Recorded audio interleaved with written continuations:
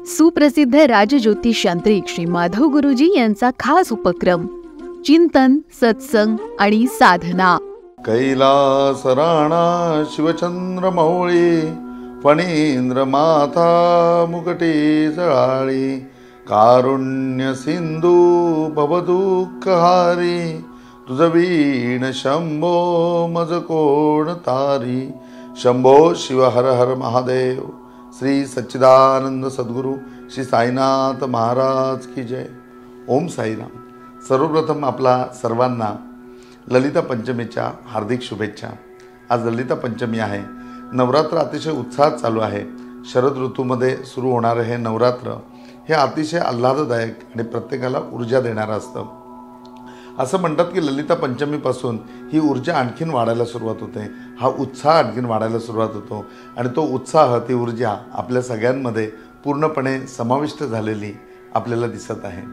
आणि आज आपल्या सत्संगामध्ये सुद्धा या ठिकाणी मुद्गल ऋषी एक वेगळ्या प्रकारची ऊर्जा प्राप्त करून बाप्पाकडनं आपण समस्यापूर्ती, विघ्नरक्षक याच्या व्यतिरिक्त मृत्यूवर विजय मिळवणे म्हणजे मृत्युंजय कला, या कला अवगत घेण्याकरता पूर्णपणे त्या ठिकाणी एकवटलेले आहेत.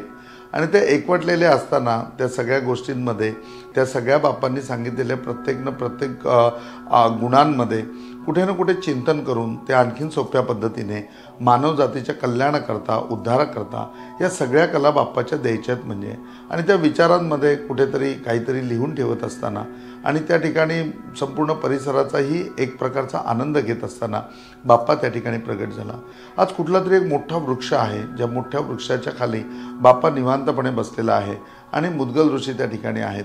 आणि त्या ठिकाणी बसलेले असताना दोघांमध्ये चर्चालाप सुरू झालेला आहे. आणि चर्चालाप सुरू झालेला असताना मुद्गल ऋषींच्या मनामध्ये एक शंका आलेली आहे. ते म्हणले की बाप्पा, शत्रू कशामुळे निर्माण होतात? शत्रू निर्माण होण्याचं नक्की कारण काय असेल? जर आपल्याला शत्रूचा आपल्याला जर पराजय करायचा असेल, शत्रूवर जर आपल्याला विजय मिळवायचा असेल, तर आपल्याला सर्वात पहिली गोष्ट म्हणजे ही माहिती पाहिजे की शत्रू का बरं निर्माण होतात. म्हणजे शत्रू आपल्यामुळे निर्माण होतात का ते स्वतःच्या स्वयं विचारांमुळे निर्माण होतात? काही आपलं चुकत असतं का समोरच्या लोकांना आपलं चांगलं बघवत नसतं म्हणून शत्रू निर्माण होतात? कधी भूतकाळात जाऊन या गोष्टीचा आपण विचार करायला पाहिजे. भूतकाळामधले प्रसंग आपण विचारात घेतले पाहिजेत आणि या विचारावरती चिंतन करायला पाहिजे की खरंच शत्रू का निर्माण होतात, शत्रू निर्माण व्हायला मी किती कारणीभूत आहे आणि त्याचबरोबर लोक किती कारणीभूत आहेत.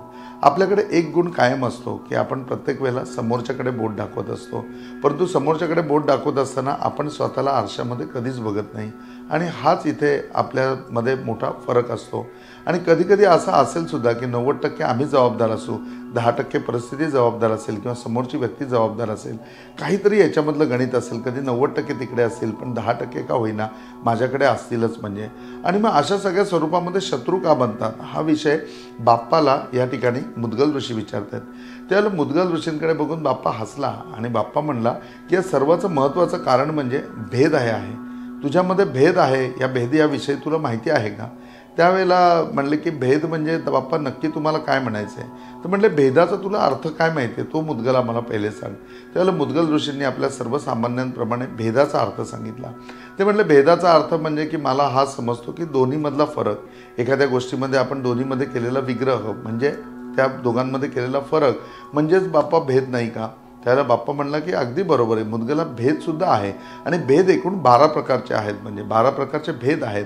पण भेद हा केवळ भ्रम आहे. सगळी सृष्टी एकच आहे, आपण त्याच्यामध्ये भेद निर्माण केलेले आहेत. भेद मायेचे आहेत. बघ, जसे सोन्याचे अनेक दागिने असतात, त्या दागिन्यांमध्ये भेद आहे. काही बांगड्या आहेत, काही मंगळसूत्र आहे, काही कानातलं आहे, काही गळ्यातलं आहे. पण त्याच्यामधलं सोनं जर काढलं तर ते सोनं सारखंच आहे. म्हणजे मायेचे दागिने आहेत परंतु सोनं सोन्याच्या ठायी एकरूप आहे, तो सृष्टीचा एक भाग आहे. दुसरं बघ, एखादा कुंभार गाडगी मडकी घडवतो. ती गाडगी मडकी घडवताना ती वेगवेगळ्या आकाराची, वेगवेगळ्या उंचीची, मोठी छोटी अशी बनवतो. ती गाडगी मडकी सगळी वेगवेगळी असतात परंतु त्यांच्या ठायी असलेली माती मात्र एकच असते. आणि ही माती एकच आहे, ते ब्रह्म आहे. आणि जी वेगवेगळी गाडगी मडकी घडलेली आहेत ती म्हणजे पूर्णपणे माया आहे. मग माया आणि ब्रह्म या दोन्हीमधलं अंतर बाप्पा व्यवस्थित समजावून सांगत होता. आणि ते समजावून सांगत असताना भेद या गोष्टीचा आणखीन एक अर्थ बाप्पांनी सांगितला. तो म्हणला मुद्गला भेद या गोष्टीचा एक आणखीन महत्त्वाचा अर्थ आहे, तो अर्थ तुला माहिती करून घेतला पाहिजे, त्याशिवाय तुझे शत्रू होणं थांबणार नाही. तुझे शत्रूसुद्धा तुला मित्र करायचे असतील तर भेदाचा दुसरा अर्थसुद्धा कळायला पाहिजे. बाप्पा भेदाचा दुसरा काय अर्थ असू शकतो, भेदाचा दुसरा काय अर्थ आहे तो मला सांग. त्यावेळेला बाप्पा म्हणला, अरे भेद म्हणजे मन की बात, तुझ्या मनामधली जी गोष्ट आहे, तुझ्या मनामधली जी इच्छा आहे, तुझ्या अंतःकरणामधला जो विचार आहे, तो विचार फक्त तुझा स्वतःचा आहे आणि तो भेद या नावाने ओळखला जातो, त्याला भेद म्हणलं जातं. मग भेद म्हणजे मनातली नक्की गोष्ट म्हणजे काय. त्यावेळेला बाप्पा म्हणतो की प्रत्येक क्षणाला प्रत्येक गोष्टीवरती विचार करत असताना किंवा प्रत्येक प्रसंगामध्ये कुठल्याही गोष्टीवरती आपण रिॲक्ट होत असताना, त्याच्यावरती रिॲक्शन देत असताना सर्वात पहिले आपल्या मनामध्ये जो विचार येतो, जो विचार आपल्या मनाचा असतो आणि तोच भेद असतो, ती मन की बात असते, ती आपल्या अंतःकरणामधली बात असते, तो आपल्या अंतःकरणामधला विचार असतो. आणि हा जो विचार आहे हा कधी प्रगट करायचा नसतो, तर तो कृतीमध्ये आणायचा असतो.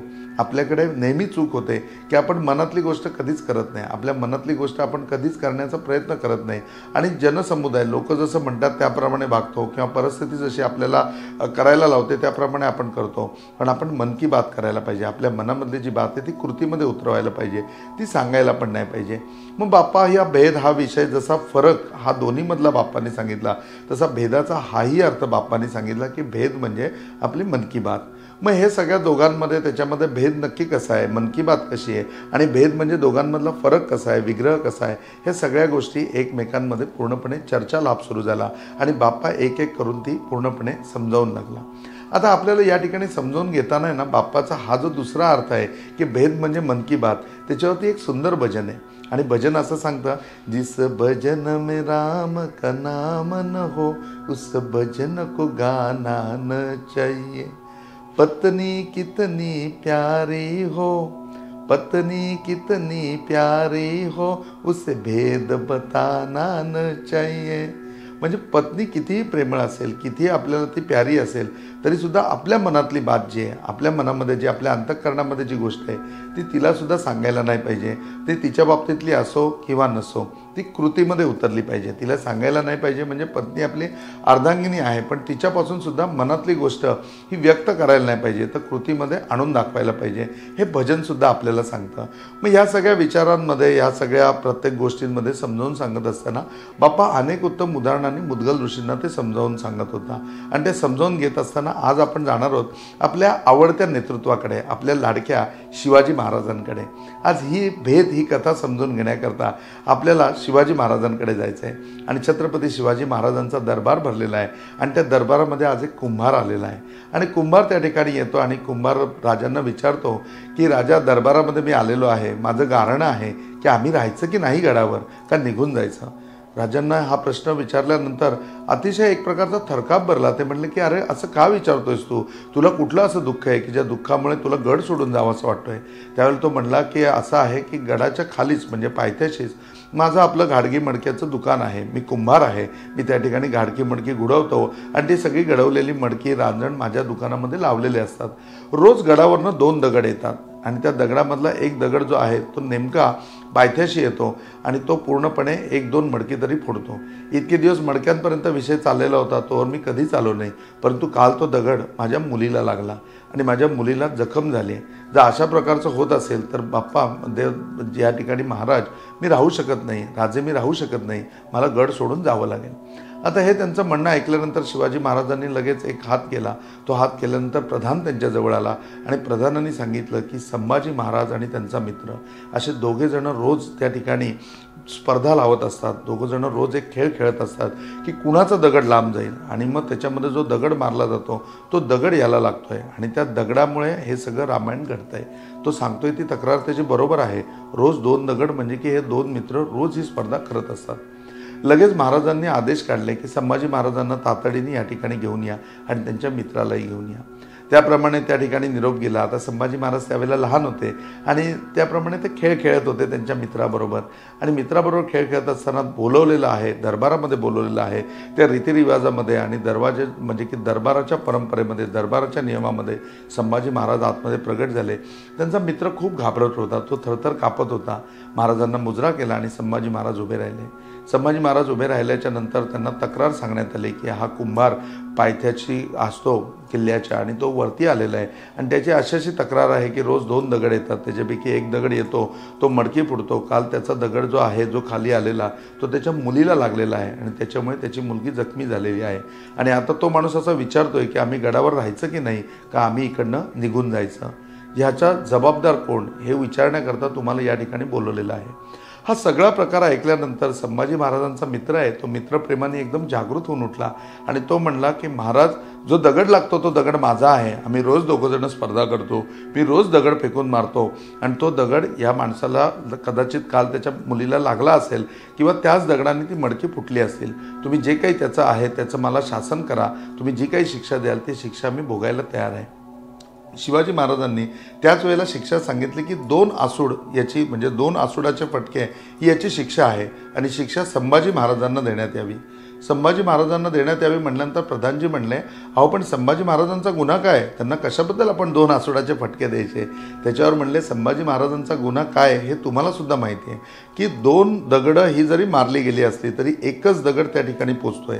या मुलाची तुम्ही जर शरीर प्रकृती बघितली तर ह्याच्यामध्ये एवढी ताकद नाही की त्यांनी मारलेला दगड पायथ्याशी जाईल. म्हणजे जो दगड जातोय तो निश्चितपणे संभाजीने मारलेला आहे हे आपल्याला स्पष्टपणे दिसतंय. आज मित्रप्रेमापायी त्याचा मित्र हे बोलतोय की नाही नाही माझा दगड लागला असेल, मी मारलेला दगड खाली गेला असेल. या सगळ्या गोष्टी हा त्याला वाचवण्याकरता आहेत आणि शिक्षेला खरा पात्र कोण असेल तर संभाजी महाराज आहे आणि संभाजी महाराजांना त्या ठिकाणी 2 आसूडाचे फटके देण्यात यावे. आता ही गोष्ट इथे आपण ऐकतो आणि ही गोष्ट ऐकल्यानंतर आपल्या लक्षामध्ये येतं की भेद नाही पाहिजे. आज बघा, ज्यावेळेला संभाजी महाराज समोर आले, शिवाजी महाराजांना न्यायनिवाडा करायचा होता, तो न्यायनिवाडा करत असताना त्यांचा मित्र सांगतोय की मी दगड मारलाय. एखादा बाप असता तर काय म्हणला असता की ठीक आहे जाऊ दे ना, त्याचा मित्र कबूल करतोय तर शिक्षाच द्यायची तर त्याच्या मित्राला देऊन टाकू, आपल्या मुलाला सेफ ठेवू.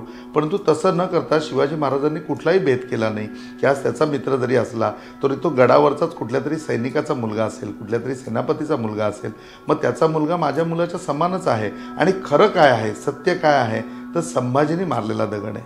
त्या ठिकाणी 2 आसूडाचे फटके संभाजीला पडलेच पाहिजेत. शासने संभाजी असला तरी त्याला झालं पाहिजे. बघा, भेद कुठलाही नाही आहे, कुठलाही फरक नाही आहे आणि जे खरं आहे, जे सत्य आहे त्याप्रमाणे पूर्णपणे आचरण आहे. संभाजी महाराजांना 2 आसूडाचे फटके मारण्याकरता घेऊन गेलं. आता कथेचा दुसरा भाग, त्याच्यामध्ये असलेला भेद तो आता बघा. त्या ठिकाणी ज्यावेळेला आसूडाचे फटके मारायला गेले त्याच्या वेळेला एका दासीने जाऊन जिजाबाईला सांगितलं की अहो जिजाऊ बघा, संभाजी राजांना शिक्षा होत आहे आणि त्यांना 2 आसूडाचे फटके मारण्यात येत आहेत. जिजाऊ त्या क्षणी त्या ठिकाणी पोचल्या आणि त्यांनी संभाजी राजांना स्वतःच्या जवळ घेतलं आणि ते म्हणले, संभाजीला शिक्षा काय नाही, आम्ही संभाजीला घेऊन चाललोय. त्याप्रमाणे संभाजी राजांना जिजाऊ त्यांच्या महलामध्ये घेऊन गेल्या. संभाजी महाराजांची पूर्णपणे शिक्षा वाचली. आनंदामध्ये ते जिजाऊंबरोबर गेले आणि त्यांच्याबरोबर फराळ वगैरे करत मजेमध्ये आजी आणि नातू दोघांचं त्या ठिकाणी प्रेम सुरू झालं. शिवाजी महाराजांचा राज्यकारभार आटपला. सगळा कारभार आटपल्यानंतर तेही आता आपल्या महलाकडे निघालेत आणि महलाकडे निघाल्यानंतर एका राजाच्या मनामध्ये पित्याचं प्रेम जागृत झालं. ते म्हणले, अरे संभाजी महाराजांना 2 आसूडाची शिक्षा दिली आहे, आपण जाऊन बघायला पाहिजे की संभाजी महाराजांना किती लागलं आहे, ते किती कळवळलेत, त्यांच्या पाठीवर वळ उठलेत का, जाऊन त्यांची चौकशी करायला पाहिजे. आता बघा, हा भेद हा वेगळा आहे. हा भेद जो आहे तो आता मनामधली गोष्ट आहे. ती घेऊन शिवाजी महाराज तिथे गेले आणि ज्यावेळेला संभाजी महाराजांच्या महलात जातात त्यावेळेला त्यांना कळलं की महाराज महलात नाही आहेत, संभाजी महाराज त्यांच्या महालामध्ये नाही आहेत. मग ते कुठे आहेत? ते म्हणले की जिजाऊ मातेच्या इथे आहेत.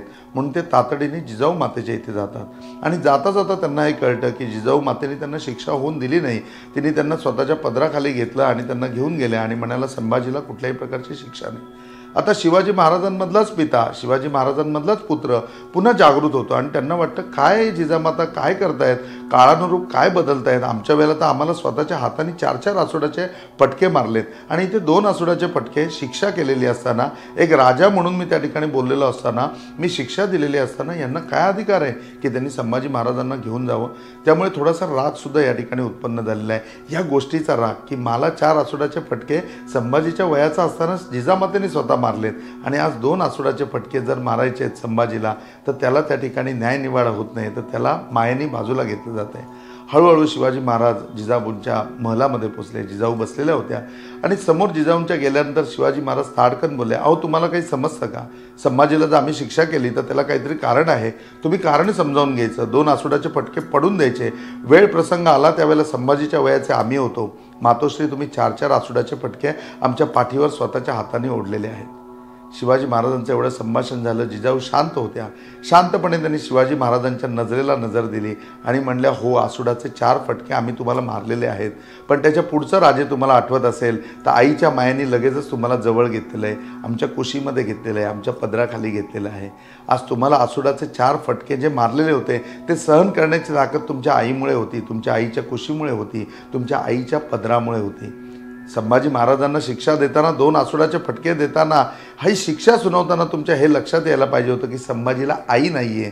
जर संभाजीला याचे ज्या वेळेला 2 आसुडाचे फटके पडतील, तो कळवळेल, त्याच्या पाठीवरती वळ होईल, त्यावेळेला त्याला कुणाची कूस आहे, तो कुणाच्या पदराखाली जाईल. आपण राजे आहात, पण कधी कधी मनाने आणि पितापेक्षा, राजापेक्षा तुम्ही सर्व अख्ख्या प्रजेचे पूर्णपणे पिता आहात. आणि हे तुम्ही सर्वप्रथम लक्षात घेतलं पाहिजे, म्हणजे की पिता हा जो राजा असतो हा संपूर्ण प्रजेचा पिता असतो. म्हणजे जन्म देतो तो निमित्त मात्र असतो आणि रक्षण करतो जो या प्रजेचा राजा असतो तो सर्वांचा पिता आहे. त्या पितामह धर्माने तुम्ही हे बघायला पाहिजे की ज्याला आपण शिक्षा देतो ती शिक्षा उपभोगून झाल्याच्या नंतर त्याला जो होणारा त्रास आहे, त्याला ज्या वेळेला मायेची गरज असणार आहे, ती माया करण्याकरता, त्याला जवळ घेण्याकरता त्याला आईची कूस आहे का, एवढा साधा विचार तुमच्या मनामध्ये आला नाही. शिवाजी महाराजांचा त्या क्षणी संपूर्ण राग हा निघून गेला.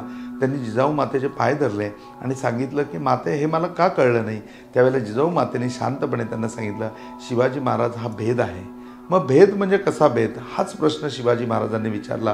त्या म्हणले, तो भेद अगदी बरोबर होता की जिथे तुम्ही संभाजीला शिक्षा केली की कुणामध्येही भेद ठेवला नाही, परंतु भेदाचा दुसरा सुद्धा अर्थ आहे, तो म्हणजे की आपल्या मनातला विचार, आपले मन की बात. तर आपल्या मन की बात सुद्धा तुम्हाला समजायला पाहिजे, तुमच्या मनामध्ये ही गोष्ट यायला पाहिजे, तुमच्या मनामध्ये हा भेद यायला पाहिजे की संभाजी राजांना आई नाही आहे. आणि हा भेद खूप महत्त्वाचा आहे. त्या ठिकाणी शिवाजी महाराजांना दोन्ही भेद समजले आणि आपल्याला शत्रू निर्माण होतात, आपल्या आयुष्यामध्ये शत्रू निर्माण होतात. आपल्या आयुष्यामध्ये माझं याच्याशी पटत नाही, त्याचं माझ्याशी पटत नाही, तो खूप शहाणा आहे, तो खूप दीड शहाणा आहे, त्याला फार ॲटिट्यूड आहे बरं का. या सगळ्या गोष्टी आपल्या लोकांच्या बाबतीत असतात, पण स्वतःच्या बाबतीतलं काय, भूतकाळामध्ये कुठेतरी डोकावून बघायला पाहिजे. आणि प्रत्येक ठिकाणी तुम्ही चुकीचे असाल असं नाही, चुकीचे तुम्ही नसाल सुद्धा. काही वेळेला तुमची चूक अगदी नसेल, परंतु थोडासा विचार केलात तर 5%, 10%, 25%, तर कधी 90% तुम्ही सुद्धा जबाबदार असाल. आणि या गोष्टीमुळे शत्रू निर्माण होत आहे. बाप्पा मुद्गल ऋषींना पुन्हा एकदा समजावून सांगतात, मुद्गला, आयुष्यामध्ये भेद लक्षात ठेव. ज्या दिवशी तुला भेद समजेल ना, त्यावेळेला सगळं जग पूर्णपणे एकवटेल.